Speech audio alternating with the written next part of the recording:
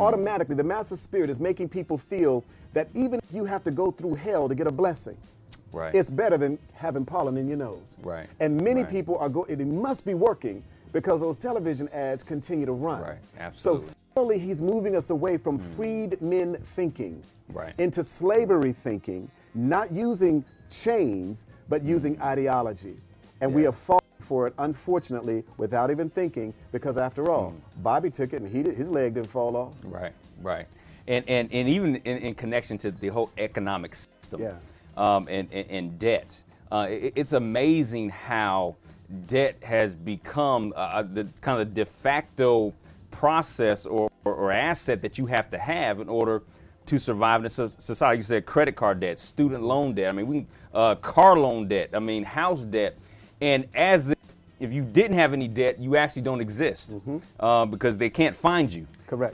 They can't. They won't even. Almost don't even want to sell you anything if they can't track your debt pattern. And so it's amazing how the government even try to use this debt to get out of debt. And of course, the Bible talks about debt really being a form of slavery. Correct. And it's amazing how we voluntarily, and I think that's one of the things that I hear you saying. You can kind of expound on that.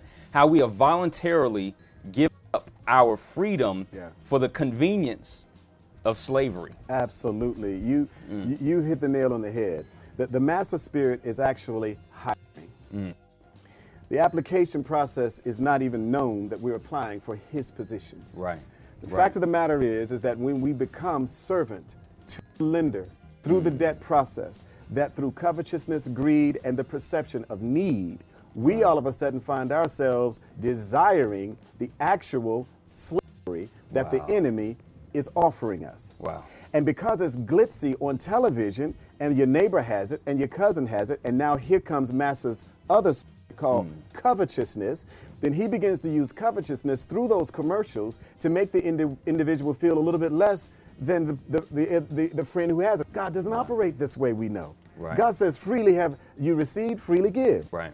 But when greed gets in there, and that was a part of the downfall of capitalistic society, although capitalism is actually God's idea. It's, do you have something to offer? Well, you better believe you do. Right. Because everybody comes to the planet with gifts and callings that are supposed to serve humanity.